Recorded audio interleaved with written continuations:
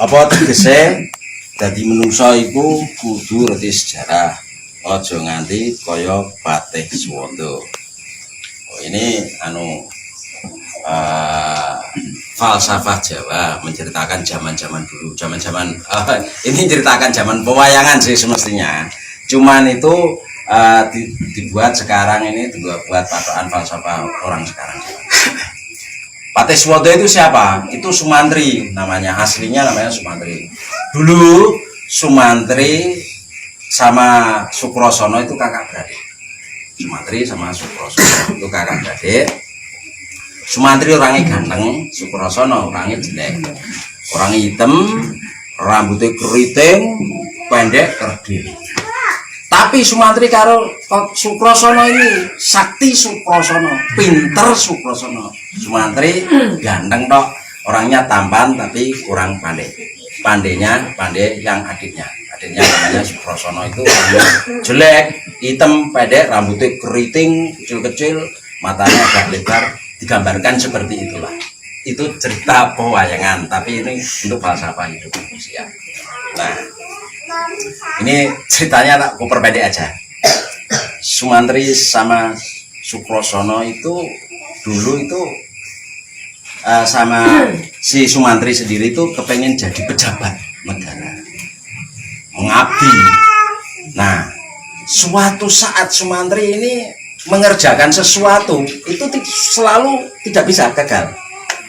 Dia bisa supaya berhasil. Intinya itu yang membantu adiknya Sukrasana tadi, yang wajahnya jelek tadi.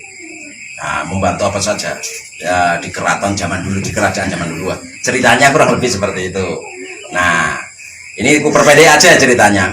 Jadi Sumantri itu dari bawah, dari rakyat jelata, bertahap dia naik jabatan karena mengikuti di suatu negara. Maksudnya zaman dulu, maksudnya suatu kerajaan. Nah, Sumantri itu berjanji sama adiknya.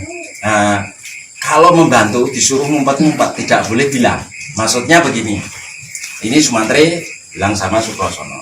Intinya kalau Sumantri mau mengerjakan sesuatu karena kesulitan, karena kesaktiannya sakti Sukrasana, jadi dia selalu minta tolong sama Sukrasana.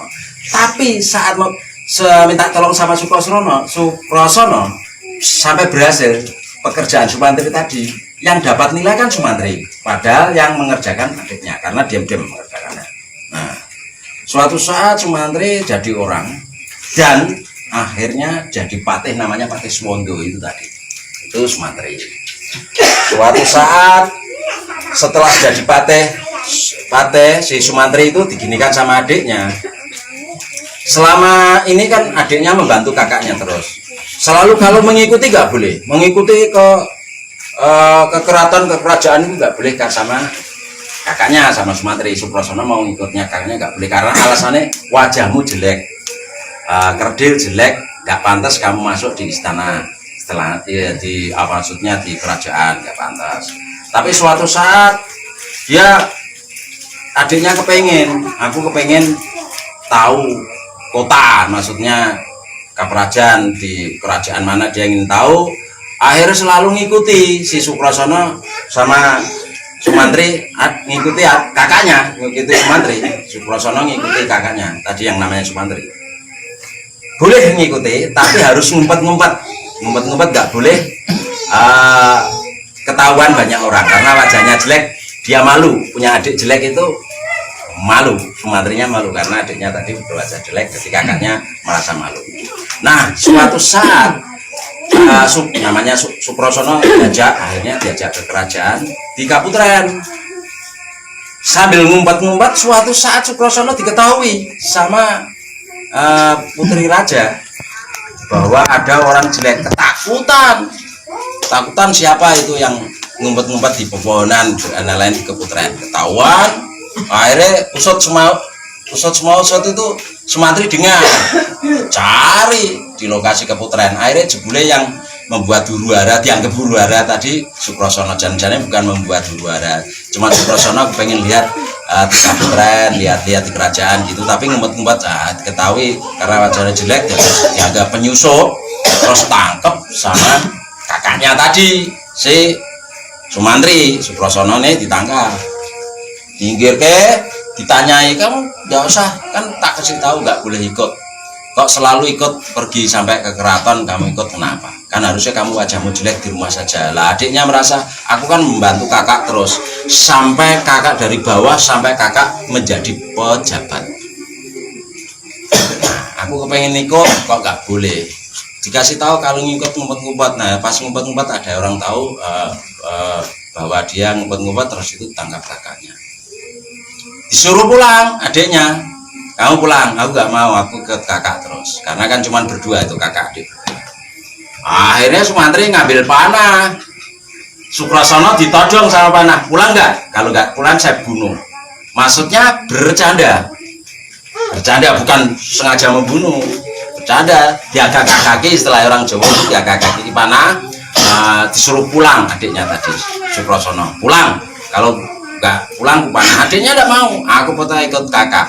Dia kaki lepas, akhirnya tangannya lepas kan panahnya nancep di dada, di jantungnya pas di dadanya Sukrasana, meninggal Sukrasana sebelum meninggal bilang begini, aku adik yang setia, istilahnya aku selalu mengikuti perintah kakak, tidak pernah membantah. Aku membantah baru kali ini, kepengen kakak jadi apa, jadi orang penting, aku kepengen tahu kakak jadi orang penting gimana, aku ngikuti kok nggak boleh, kok malah kayak kakak itu tega membunuh aku gitu, pakai panah pada saat kan tidak sengaja lah mengagak-ngagaki, goda dia tapi lepas terus kacau.